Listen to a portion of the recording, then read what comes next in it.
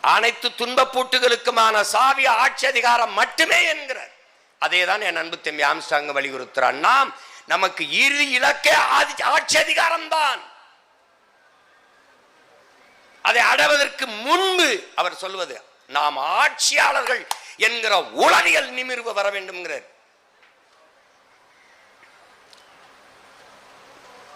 அந்த உளவியல் நிமிர்வில் நிமிர்ந்த மகன் தம்பி ஆம்ஸ்ட்ராங் அவர்கள்.